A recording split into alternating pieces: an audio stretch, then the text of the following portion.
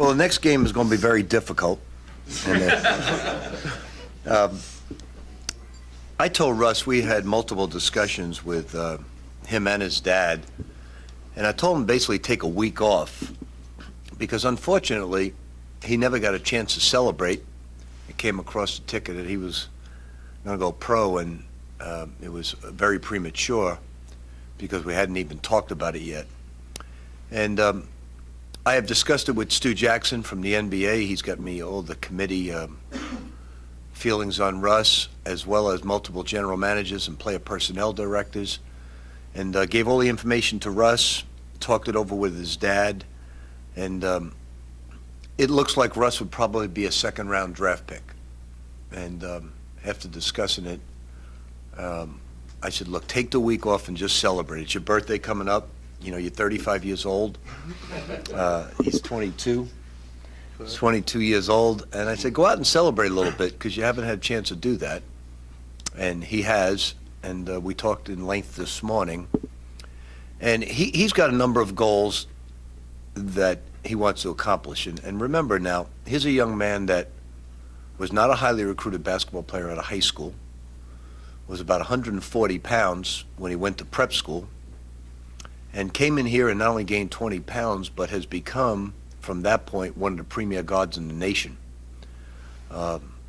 And we don't go to 2 Final Fours. We don't win multiple Big East championships, 3, and now win a national championship if it wasn't for what I asked him to do. But the pros want to see a different Russ Smith.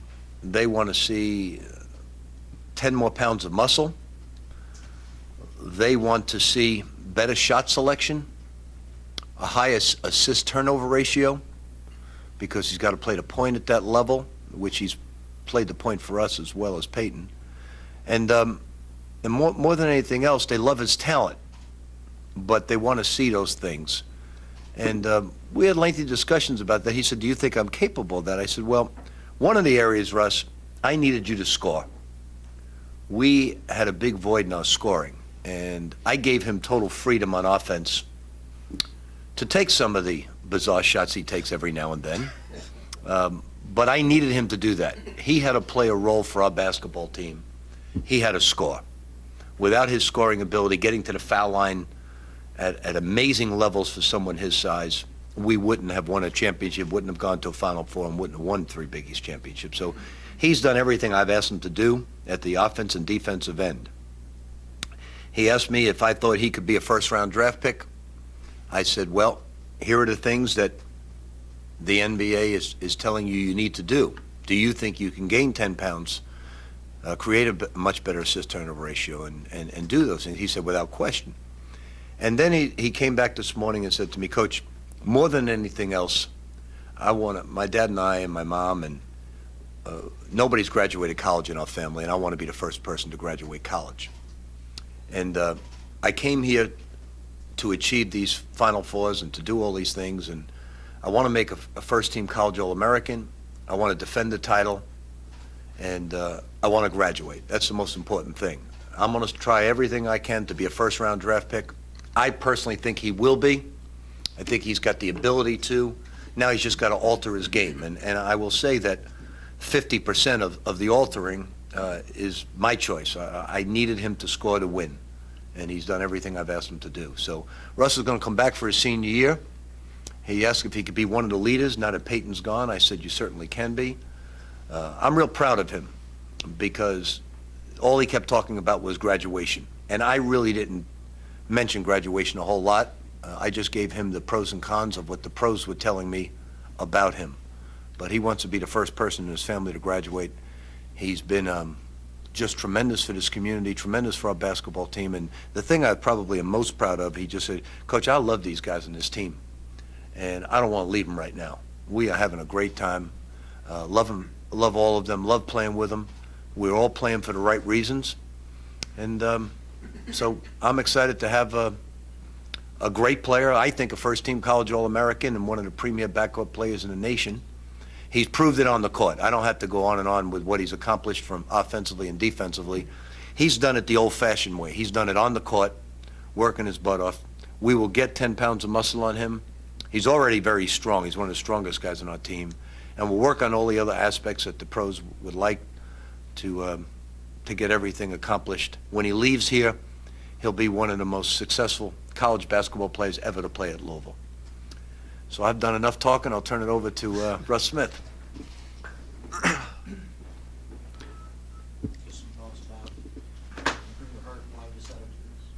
Well, after, Coach giving me some time off, told me to think about it and everything, what happened was that I really realized, how much I love playing with my teammates, and how much fun it is to win, and just all of the perks of being a national champion. And obviously I wasn't, a clear-cut first-round pick, so coming back for me, it was mainly because, Coach, my teammates, the Louisville campus, the community, graduating, and I never really gotten an official goodbye. So that kind of like stuck with me. I wanted to do senior night, so it was just really a lot of things as a person that I wanted to do, but after practice, being with Slime, Jordan, Montrez always mad at somebody, or Kevin, just everything. It's like I don't think I'll be able to get that somewhere else, and I love the win. And with the group we got coming back, I want to go out as a winner, as well as get my degree. So I'm very happy, and I'm happy I finally got it off my chest. And after doing all the pros and the cons of staying or going, the pros of staying were so much better than the pros of leaving. But what was crazy was that all my pros that I put down for me leaving was very immature. You have to put the work in to get better. You have to do this, and you have to do that. Those are all challenges, and I felt like, along with Coach, we both felt I'd be running away from getting better and maturing as a player if I just left and not want to get any better. So this season, I had some new goals, I had some new challenges. Coach writes down goals for me every year, and I'll reach them, and whatever it takes to win, I'm all in for. When did you make the decision? Your dad, after the game, was pretty. It sounded like you all had talked about it before that, and he was pretty outspoken about it. When did you make the decision that you weren't going to come back? Today was this morning? Honestly, it never was. It as much smoke as you think I was like blowing to everybody. It was really serious. I mean, I really didn't know. One day I told Coach, I want to come back. Then the next day I sent Coach a big conclusion, but I was really unsure, and not up until when I woke up this morning, I knew that I was definitely gonna come back. And the time before that, maybe 3 days previous to this, I was really thinking about my teammates, how much I missed them, and my room is dirty. I'd have had to clean everything up before I had to leave. So That's a great reason.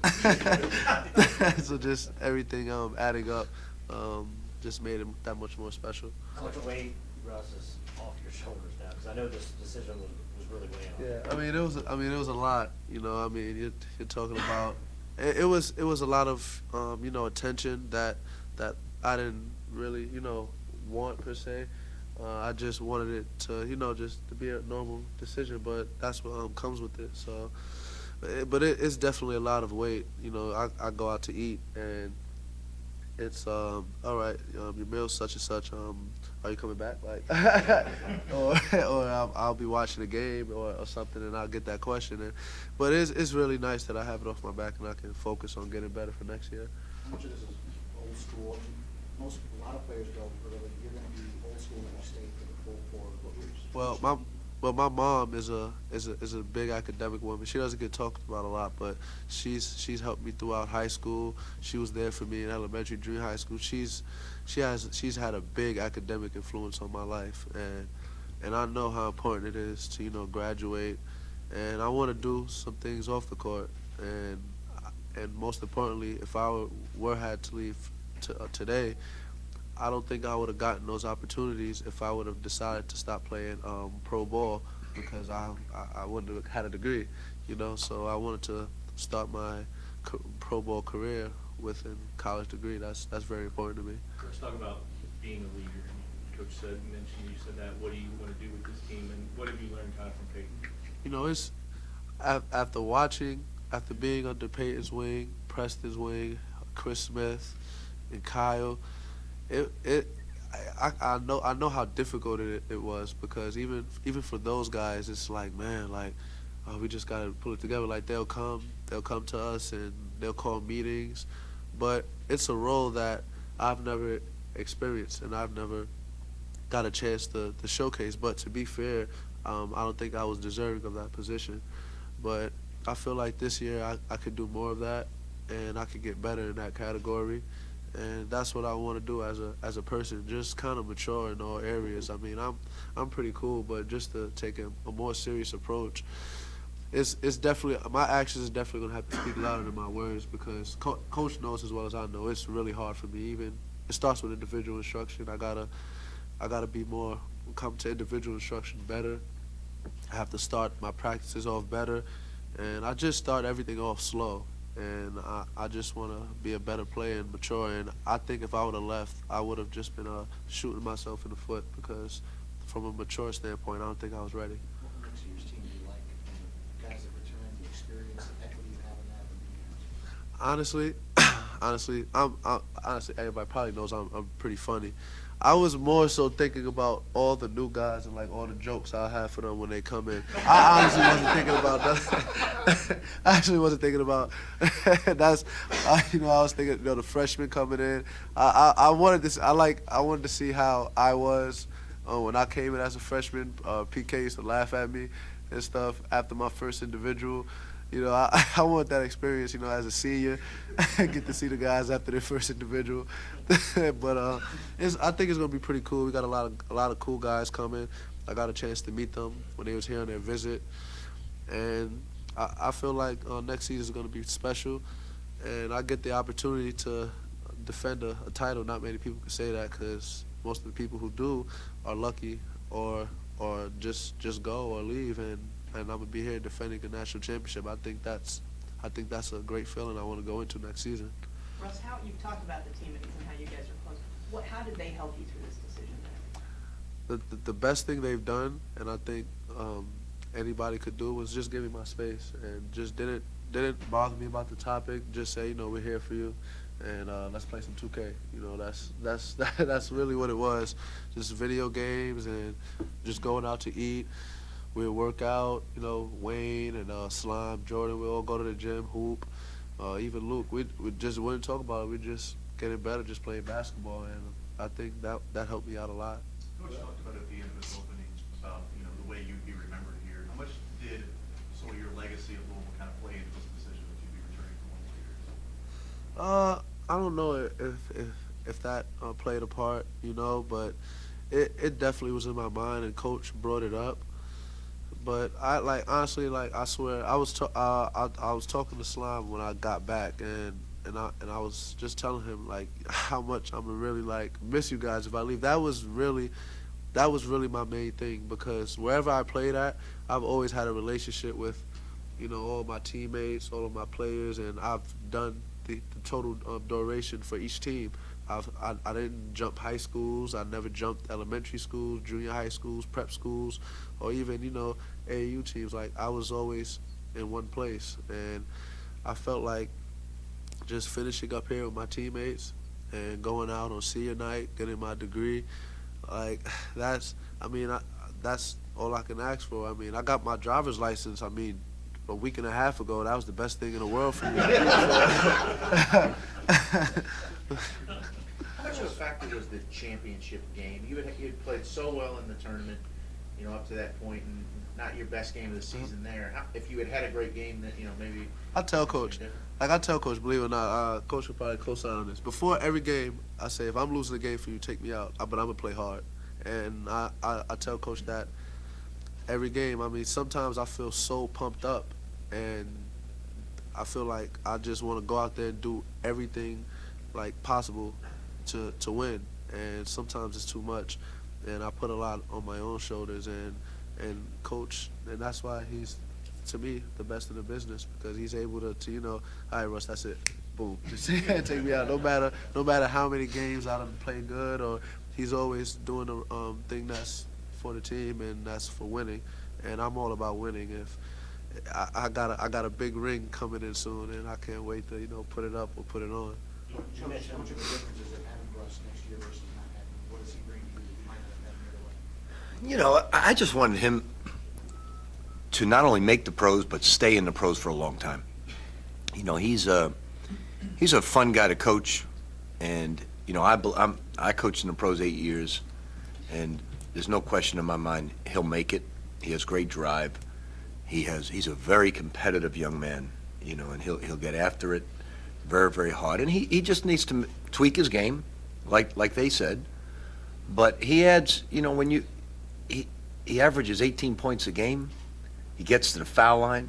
He puts pressure on the other guy. Chris Jones, playing alongside of him. It's two lightning quick guys.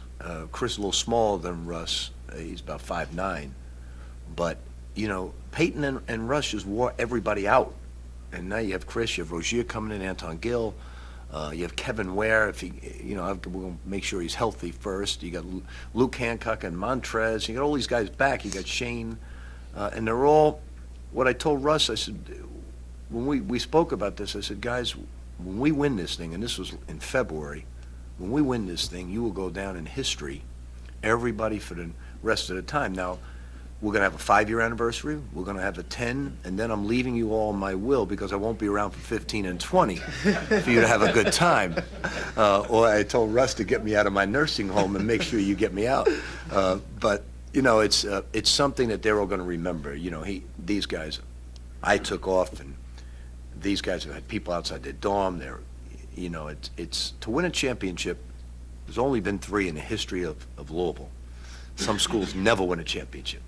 This is, for this young man here, it's been back-to-back Final Fours, multiple Big East championships, and the memories that they have going into this, and they're on cloud 9 right now. We're going to have, we're talking about preparing, but I want them to celebrate. I really do, because they earned it. These guys, down 12, they didn't flinch. They didn't flinch. I mean, you have to realize, the last time I put Tim Henderson in the game, he dropped the towel, fell down on his face going into the game. And he didn't flinch one bit, didn't even think about taking those 2 threes. So these guys, they're not afraid of anything. They've got a lot of confidence because they put the time and effort into being confident. There's always fool's gold. The people think, oh, I'm so good and we're going to win. And that's, you see it in the pros.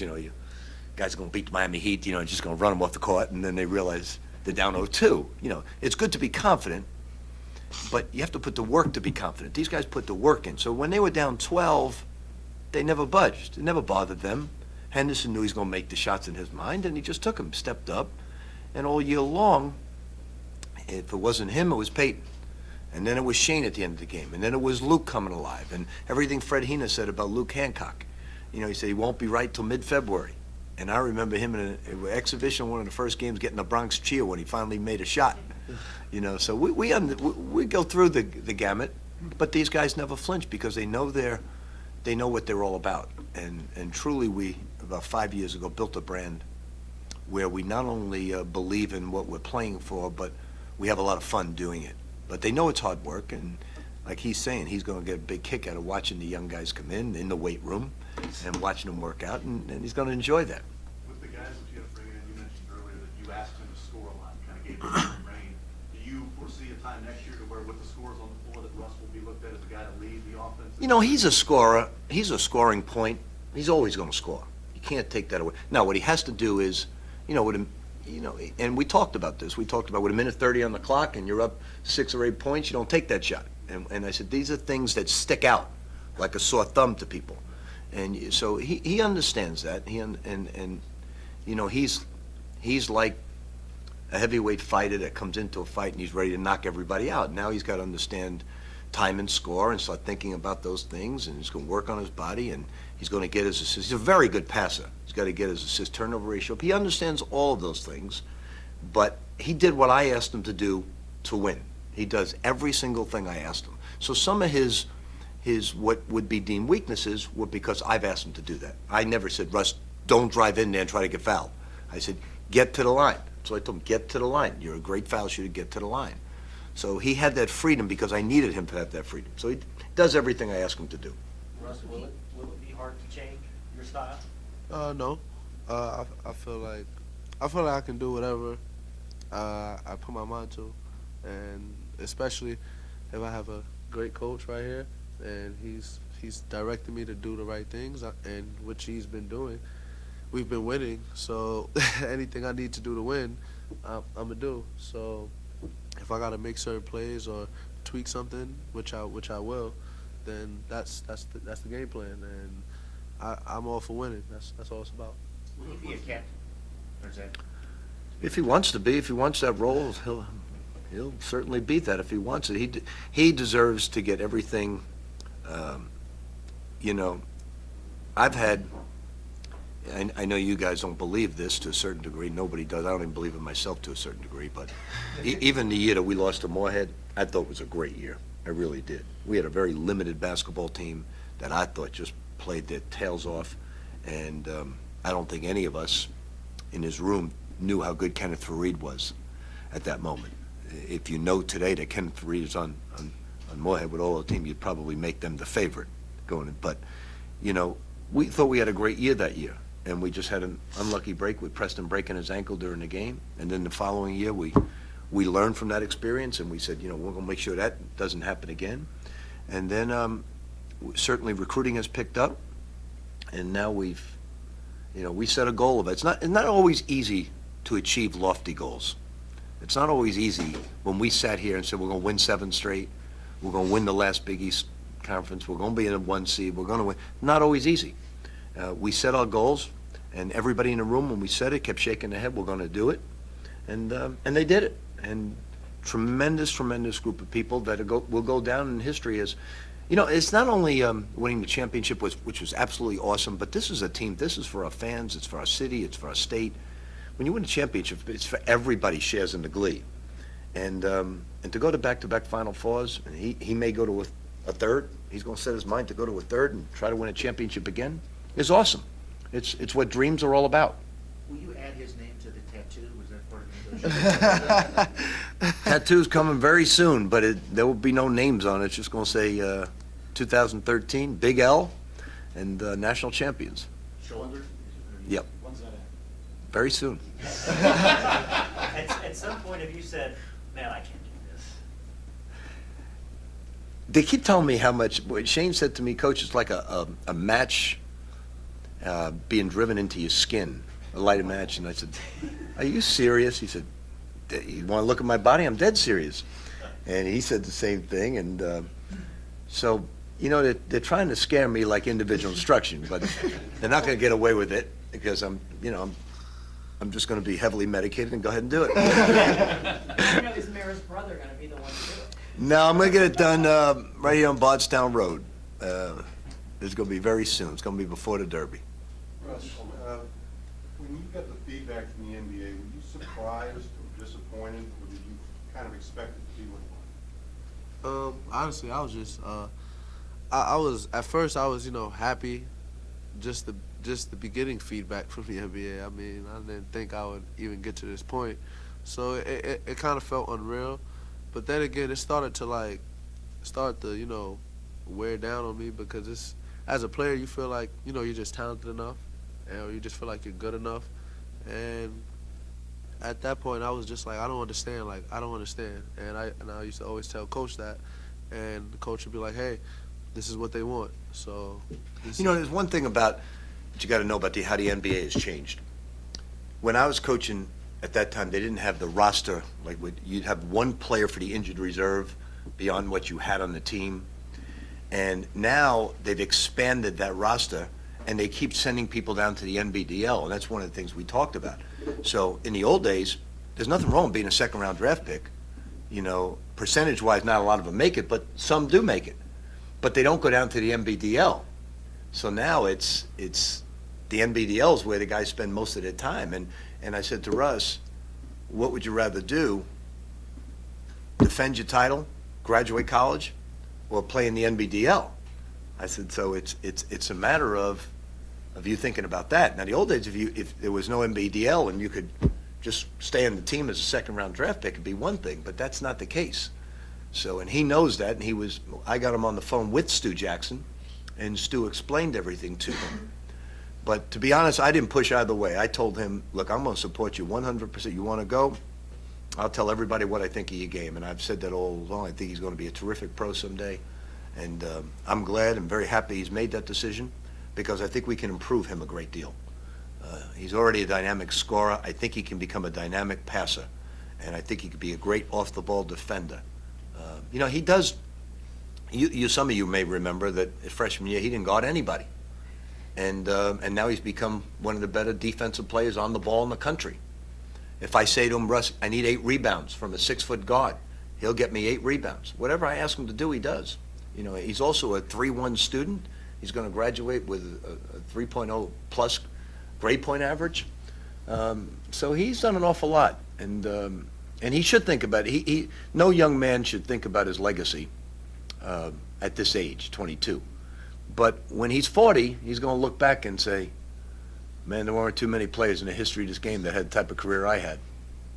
Coach, what's the impact of Russ returning on some of the younger players, Rozier, Hill, and maybe even Chris Jones, having him around for a year with those guys in practice and games? Well, Russ is very competitive in practice, and it's part of the reasons why guys get better. Tim Henderson. One of the reasons why Tim Henderson had really no fear of that moment is he had to guard him every single day. And Russ is not the type of guy that's saying, well, Tim's a walk, I'll take it easy on him. No, he just tries to embarrass him every single day, and so did T. Will to Cal Curick, and that's how these guys are learning. When these guys come in, these guys are all very talented coming in, but they're going to go against one of the premier guys in the country. And we've got a great backcourt. Rozier, you all don't know, but he can really go. You saw Anton Gill. You know what Kevin Ware can do. So, we've got a great backcourt. We lose Peyton Seaver, and he's certainly as good as it gets. But and we're going to lose Gorky Zhang, who's really improved. But these other guys are ready to step up. What do you see about next year's team looking like? I mean, this year, especially in the Final Four without them. To tell you the truth, and I told you to celebrate, right? Yeah. And he said, you make sure you celebrate. And I said, I'm doing it. So I'm just thinking of right now, when people ask me horse questions, I said, listen, I don't pay attention to horses. I'm paying attention right now to the Kentucky Derby, not about next year's team. Would you talk about that Golden Sense? I think he's a lock. I think he'll win by 10. Well, on a roll you're on. The way I look at the Derby is this. It's a horse race. If this was a Preakness or a Belmont, I think you could handicap. The Kentucky Derby, I'm going to have, like I have had 2 Derby, going to have a great time. I've got a lot of friends in this business, like Shug McGahee and Todd Pletcher and a host of other guys who I root for all the time, have trained for me. I'm hoping my guy wins it, Golden Sense, and I'm hoping we have a great time, but I don't take it, it's not a pressure situation with me. I may not even go. I may just go out with Russ and just watch it with him. What does Doug tell you, though? What does he... Doug is the most optimistic guy in the world. He thinks, he thinks you're going to win every horse race, and it's, you have different horse trainers in different ways, Nick will give you a whole 100 different reasons why you're going to win, but this could happen, this could happen. Doug is 100% bullish we're going to go in there and win. And that's what his whole team believes in, and you like that. You like that. But me, I'm just going to have some fun. I hope we win. I hope my partners have a great time, and that's the way I look at it. Do you have any sense what you would feel like if you would also win something in the same year that all this other stuff is happening? Yeah, I'd be walking around looking for lightning to hit me. So I'm just grateful for what I have in life, and I'm very, very blessed with what I have. But my vocation's basketball. This is a hobby. I'd love to see it for Doug and his team and the owners, certainly. Great group of guys, a lot of fun to be around. But for me, coaching him and coaching Peyton Siva and Shane and these guys has been more than any coach could ever ask. So I've already been blessed enough. So if it happens, it happens. But you saw me duck when that loud noise happened in the Final Four. If I'll be leaving the track looking up for the cloud. Tougher to win the Derby than a national championship. No. I think they're totally different. You know, people always say about these trainers, they work 7 days a week, no holidays. They get up at 4:30 in the morning. They're the hardest working people around. And then they win 20% if they're lucky, 25 if they're really on a roll. I mean, we'd be fired in the first week if we ever won at those percentages. Well, one of the reasons why is they can't ask, Russell, you feeling good today? The horse doesn't talk back. So, you know, these horses all have aches and pains. They don't know what they are, and you don't know how it's going to run. So, you know, that's a business that is just totally foreign to me. The national championship is very difficult. We've won 3 in the history of the school, and this is one of the greatest traditions in the history of college basketball. So very few get the opportunity to do that. You know, you may just have racing luck. You may get out there to slow fractions. You may be on the lead, and you win the race. National champion is, I know how he's feeling. I know how the guys are. We motivate. You know, it's totally different. Russ, when did you tell Slime and Nick, and how did they take it? Well, when I got back. Slime and who? Wait, Slime? The guy- Oh no, I told Slime. I told Slime when we got back. It's like a Godfather movie.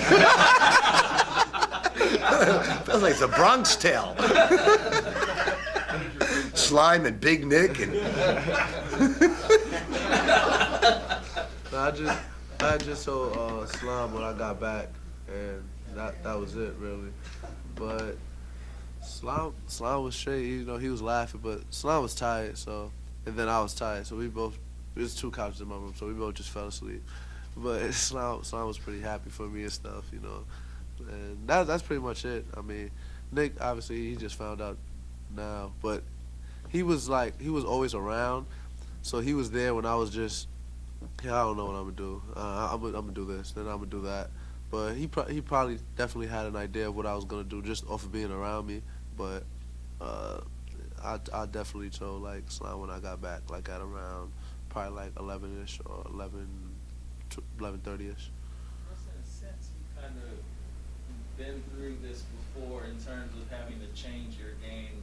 Going back to your freshman year, between freshman and sophomore, you had to change your game just to get on the court. What during that summer do you feel like were the biggest things that you adjusted in order to be able to play?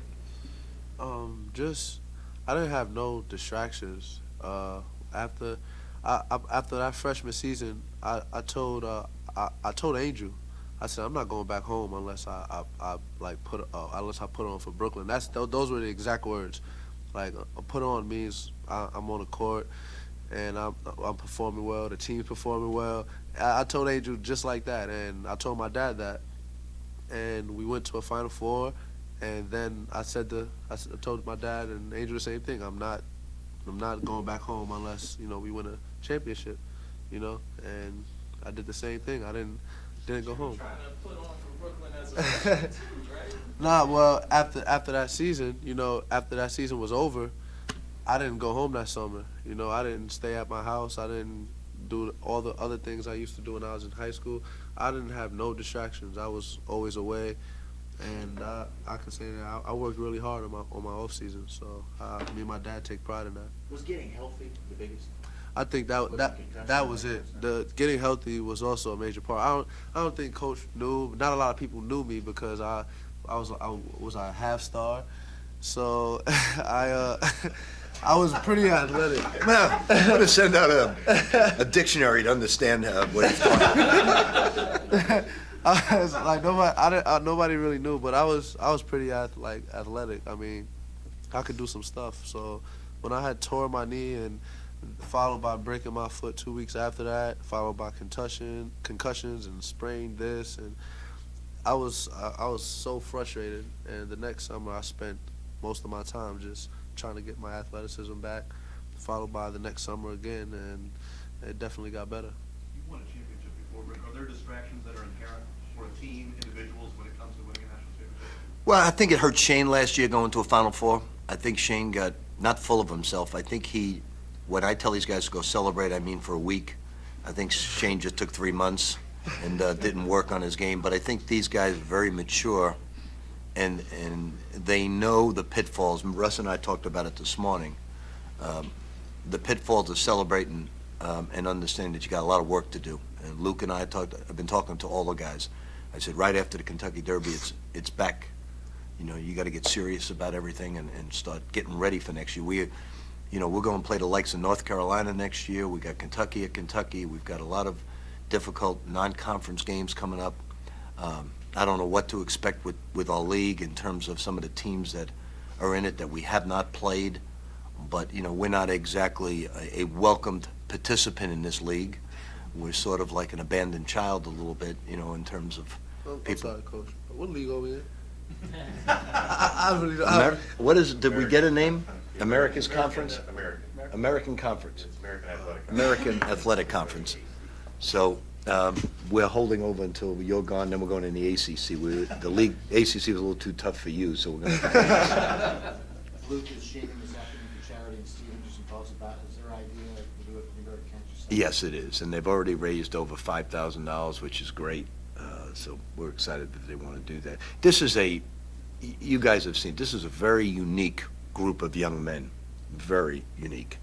And, like even Shane, like Kevin Keats knew Shane wasn't having a great first half, and he said to him, listen, Shane, just get every rebound in the second half. I think he had 1 rebound in the first half. One rebound, and he went out and just dominated the game. And these guys just in different parts of the game and different parts of the tournament, it was truly a team. We don't get to the finals if a walk-on doesn't hit 2 big shots and change momentum for us. We don't get where we have to go if it wasn't for him. If Luke Hancock doesn't step up, if Shane doesn't step up, if Gorgie doesn't step up, Peyton has an awesome game. And that's what it takes. And the greatest thing about this whole thing was the game itself. When people ask me about the Duke game, I always say it was just a great college basketball game to be part of. Now, we were on the wrong end of it. And the same thing here. This was just one of the great final games of all time. And I watched it again, and it's just because Michigan will look at it like I looked at the Duke game and say we were involved in just a great basketball game. It's a shame we were at the losing end. And it was just an awesome, awesome basketball game by both teams. It was one great offensive play. It reminded me of the Duke game in so many ways because it was just one great offensive shot. Then another guy comes out, and then you got a guy averaging 1.7, scoring 17 at halftime. And, you just had so many guys stepping up and having great nights. Great offensive game. You don't usually see that in the final game. You see sometimes an ugly game, sometimes a lopsided game. I apologize. Go ahead. I was Yep. just trying to jump in on a pause. The one guy we haven't seen is Mango. I'm just wondering about his development, and he's definitely eligible for next year. He is, yeah. He's doing very well academically, actually. His wasn't an academic thing. It was more from the country, and they decided to sit him out, which was good. He wouldn't have played a whole lot this year. So now he's got 4 years of eligibility, which is awesome. He's 6'10". He's the fastest, one of the fastest guys on the team. He's very fast, very good shot blocker. He's different than Gorgie because he's more of a forward slash, he's got to put on a lot of weight, especially in his lower body. But he's very, very fast, very, very quick. He's the type of guy you would see on the wing of Syracuse, one of those type of guys. You mentioned after the championship game, Shane needs to work on his skill development Yeah. over the summers. What are those things that maybe a little bit better outside shot? Outside shot, he needs to become a better ball handler and a better passer. And ditto Wayne Blackshear. Wayne Blackshear's really got to work very, very hard on his skills. They have eroded because of his double shoulder surgery, and he's got to get it back, and he will get it back. You saw how everybody said, boy, Luke was the first time. Russ makes a good point. He did some things that I didn't think he was capable of doing until he got healthy, with dunking the basketball and taking off on people and dunking it on them. And I never saw that as fresh, but he was hurt. And until guys get healthy, you can't really see it. And Wayne needs to get healthy. I think Shane feels really good about himself right now, and I think he's going to put in a good summer. And that's Russ's job, along with Luke, to make sure everybody's working really, really hard this summer. What was the NBA feedback you got on Gorgie? Everybody's very bullish on Gorgie. Very bullish on Gorgie. They love his passing skills. They love his mid-range jump shot blocking ability. They love his basketball IQ. They think he has great upside to get better. And we're real happy for Gorgie, really happy for Gorgie, because he's a great guy. He's going to be a first-round draft pick. We're real excited for him. Rick, in the news right now, there's talk of the shot clock going from 35 to 30 seconds. Do you have a comment on what that would do for the game to Well, you know, we play, in practice, we play with a 28-second clock in our practice. That's all we have is 28 seconds. So it's not going to bother us. I think it helps the game. I think moving the arc out. I think a lot of things, changing the way the game is officiated, all those things will help the game immensely. And we're ending with a great final game. And it did wonders for college basketball. But that wasn't the way the regular season was. So you can get fooled if you don't think, so what a great final game, what a great ending. Well, it was. But if you don't fix the game right now, like you saw Golden State last night with 131 points and just a great shooting display that they put on, well, we need to do what the pros have done. Because I told you, I was on a committee to try, and nobody but one team was scoring more than 100 points in the NBA. And the NBA did something about it. And now the scoring's back. And what they did was they called fouls, they stopped all the rough play, they stopped all they now allow freedom of movement, and you see great basketball again. And we need to do that with the college game. Would the shot clock lowering to 30 seconds without those new rules of freedom of movement help the game at all, or do those have? I don't think unless you change the way the game is officiated, you're going to help the game very much. It's not going. You've got to let players screen. You have to let players cut without people chucking them, without people standing, and without people pushing them in the back. You know, you just got to clean it up, and then it becomes the most skilled players win. And it's there were some times in the Big East I thought we were playing football. I really did. When I watched the film the next day, I thought it was football. Russ, going back to your list of pros and cons, you said there were some immature reasons that you considered the NBA. Other than money, what are we talking about? Just me as a as a person, yeah, one of the guys on the team, one of the coaches, they'll text you, be here at this time, and I'm like, oh man, like I don't want to. Just a little immature stuff, and then I thought about it, and I'm like, I don't know why I'm complaining about that. Like, there's bigger problems. Coach always tells me that, there's bigger problems than in life that out of this university that I don't want to deal with right now. He always said that, and I definitely took a long, deep thought about it and realized that I wasn't ready for that, and I'd just rather get the text message to be at the cafeteria at 2:00. So just little stuff like that, and What do I always tell you about changing places? That movie, Trading Places. Oh yeah. I remember that movie. I always tell him, I call him up, I said, listen, you want to trade places, you can trade places, Russ. You can have, you can trade places any day. I want to be Russ Smith for a day. Yeah, he said that. Yeah. I didn't believe him though. But. Are you going to shave today, Russ? Will you be shaving today with that Luke and Steve? I don't know. I don't think I have anything to shave. What you think? Let the cat lick it off. You get your driver's license in anticipation of buying a big car? I got my license because I really didn't have one. I mean, that was the main reason. My dad was like, "When are you gonna get one?" Or somebody say, "You don't got your license," or I would want to go somewhere, but I don't want to ask somebody for their car. I don't want to drive without a license. They'd have to come with me, and then I would drive, but that defeats the purpose. So I just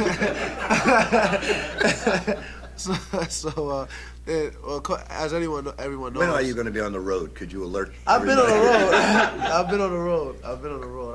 I'm actually a good driver. I mean, believe it or not, I take safety precautions pretty seriously. Have you earned another horse named after you? Huh? Have you earned him naming another horse after you? It's up to coach. He coached and traded my rights to raise my horse. We'll see. He didn't have your stamina. Russ, I had a call in my Last call, said the last Russ one. ridiculous nickname. Maybe in some way people only pay attention to the crazy stuff you do, that people didn't give you credit for kind of your overall game. Do you feel that has any validity, or are you going to be Russ ridiculous all the way through your college career? I like that name. I'm grateful for it. You know, Coach gave me the name, and now the whole world knows it. So I could care less what anybody thinks about the name. I mean, I'm the one playing, so, and I'm the one winning. I mean, it doesn't really matter to me. I like the name, so no matter what people think about it, me and Coach knows it's for the right reasons, and Coach, the University of Louisville, and the team and myself win games, and that's what's important. Thanks, everybody. Thanks, everybody. Thank you.